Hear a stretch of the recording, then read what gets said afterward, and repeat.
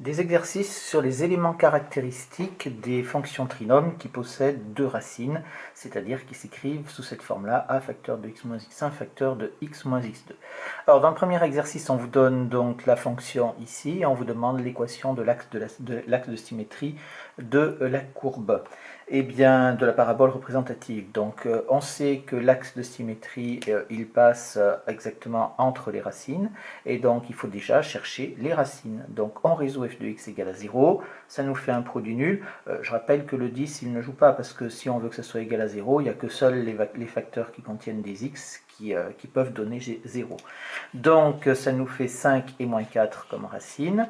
Et on a donc le sommet xs qui a pour abscisse ici, et bien ça nous fait x1 plus x2 sur 2, ce qui nous fait donc 5 moins 4 sur 2, ce qui nous fait 1 demi. Et donc l'axe de symétrie, eh bien l'axe de symétrie c'est un axe vertical, et c'est un axe vertical, ça veut dire que tous les points de la droite ont la même abscisse, qui est la même que celle du sommet, et ça nous fait l'équation de la droite, c'est x est égal à 1 demi. Ici on n'a pas besoin d'avoir l'ordonnée du sommet, on n'en a pas l'utilité. Donc voilà les premiers éléments caractéristiques, donc les racines bien sûr tout le temps, et le sommet éventuellement avec l'abscisse qui nous donne l'équation de l'axe de symétrie.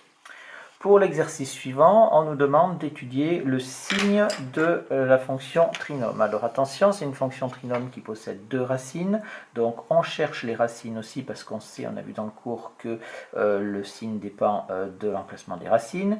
Et une fois qu'on a trouvé les racines, attention, ça c'est important, il faut écrire cette phrase-là, le trinôme est du signe de A.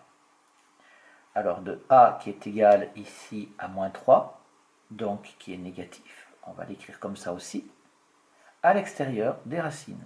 À l'extérieur des racines. Cette phrase est absolument indispensable. C'est elle qui justifie la totalité de votre tableau de signes. Donc les racines, on les a, c'est moins 1 et moins 3. Faites attention de mettre la plus petite en premier, et enfin de les mettre dans l'ordre.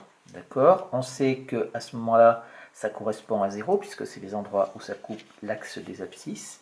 Et donc, on est à l'extérieur des racines, donc j'ai mes racines qui sont là. Donc, si je suis à l'extérieur, ça veut dire que je suis ici. Et là, j'ai donc négatif à l'extérieur, et par opposition, bien évidemment, à l'intérieur, j'aurai positif. Voilà pour les tableaux de signes. On cherche les racines, on écrit la phrase, et on fait le tableau sans erreur. Ensuite, dans l'exercice 5, alors ça va être un petit peu, c'est pas tellement compliqué, mais c'est vrai, c'est une phrase que vous rencontrez pas trop souvent. Donner l'allure d'une courbe. Donc on vous donne une fonction et on vous demande l'allure d'une courbe. Ça veut dire donc qu'il faut la tracer avec les éléments caractéristiques sans faire de tableau de valeur. C'est-à-dire que ça va être quelque chose d'approximatif.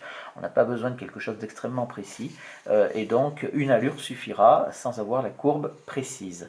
Alors, on a notre fonction, on sait que pour ça, il nous faut les éléments caractéristiques, il nous faut donc les racines, il nous faut le sommet avec l'abscisse et l'ordonnée, et il nous faut l'orientation de la courbe. Donc, on commence par les racines, on trouve donc 4 et moins 2, ça, il n'y a pas de problème. Les racines nous permettent de trouver l'abscisse du sommet qui vaut 1.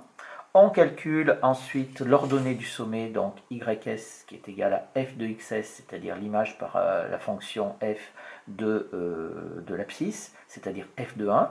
Je remplace donc dans ma fonction, puisque ma fonction est là, hein, je remplace donc x par 1, ça me fait moins 2, facteur de 1 moins 4, facteur de 1 plus 2. On calcule, on obtient 18. Donc le sommet a pour coordonnées 1 et 18. Et maintenant, il nous reste à donner l'orientation de la parabole. Donc, comme a est égal à moins 2, alors c'est négatif, la parabole est orientée vers le bas. Et maintenant, on va donc tracer la courbe représentative de cette fonction, l'allure. Alors, la première chose que l'on va mettre, c'est les racines. Les racines, on a dit que c'était 4 et moins 2. Donc, 1, 2, 3, 4 ici. Donc, j'ai une racine et moins 2, donc ma courbe, elle passe par là. Ensuite, il faut que je mette le sommet. Le sommet, il a pour coordonnées 1, 18. Donc j'ai pris une échelle qui me permet de le mettre. Sinon, comme c'est une allure, on peut très bien aussi s'abstenir de l'échelle. Donc 1 et 18, j'ai mon sommet S qui va donc être ici. Là, j'ai bien dit que j'avais x1 qui était là et j'avais x2 qui était là puisque je les avais notés dans ce sens-là. Et je sais que la parabole est orientée vers le bas, donc je vais faire une allure possible de la courbe. Donc je vais essayer de faire quelque chose d'à peu près correct. Voilà. Et voilà, suivant comment vous dessinez.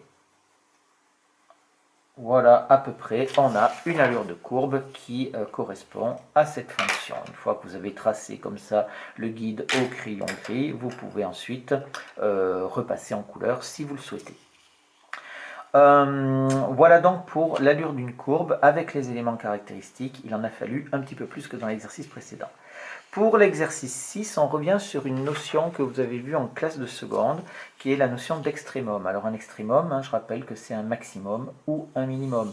Or ici, vous comprenez bien que c'est le sommet de la parabole. Ici, dans ce cas-là, si la parabole est orientée vers le bas, ça va être un maximum, c'est-à-dire quand on est en haut. Si la parabole est orientée vers le haut, alors on aura un minimum, bien évidemment.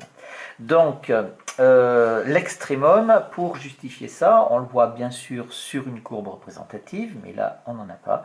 Donc, on le voit aussi dans un tableau de variation. Donc, si on le voit dans un tableau de variation, ça veut dire qu'il va falloir reformuler la question. Donc, la question, elle devient étudier les variations de la fonction f et ensuite préciser son extrémum avec ce qu'on vous demande bien plus précisément, bien sûr. Donc, pour étudier les variations, on commence par dire que la fonction, que a est positif, donc que la parabole est orientée vers le haut. Au passage, si elle est orientée vers le haut, ça veut dire qu'on aura un minimum. Et on trouve les racines. On va essayer de construire ce tableau de variation. Mais pour construire le tableau de variation, il me faut les coordonnées du sommet. Et pour avoir les coordonnées du sommet, il me faut les racines. Donc, je cherche les racines qui me sont données grâce à la forme factorisée. On les trouve facilement, moins 8 et plus 4. On calcule l'abscisse du sommet toujours avec la même formule x1 plus x2 sur 2, ce qui nous fait donc moins 2. Et on calcule l'ordonnée du sommet, ys, qui vaut moins 108 en remplaçant donc x par moins 2 dans l'expression.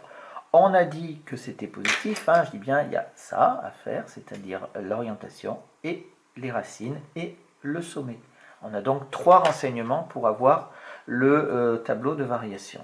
Donc la courbe représentative, elle est le tableau de variation, pardon, mais la courbe représentative également. Donc on a la fonction qui est décroissante et puis après qui est croissante. On sait que ça se passe ici au niveau du sommet, donc ici on est à moins 2 pour les abscisses. Donc là c'est x, donc en dessous c'est les y, donc à moins 108. Ici, et voilà notre tableau de variation. Maintenant, on peut répondre à la question. On voit bien qu'il y a un minimum. On va dire donc f admet un minimum pour, on va préciser pour x égale moins 2, qui vaut, alors ça, quand on dit pour x égale moins 2, c'est où est-ce qu'il est situé. Donc il est situé en moins 2. Pour x égale moins 2, qui vaut f de moins 2, c'est-à-dire est égal à moins 108. C'est-à-dire que là, c'est l'emplacement du minimum, et ici, c'est sa valeur. Ne confondez pas les deux, c'est un vocabulaire qui est assez strict et assez pointu.